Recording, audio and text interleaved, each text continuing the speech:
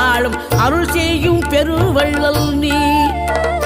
மலைதோறும் படை வீடு இருந்தாலும் முருகாயன் மனவீடு வந்து அமர்வாய்.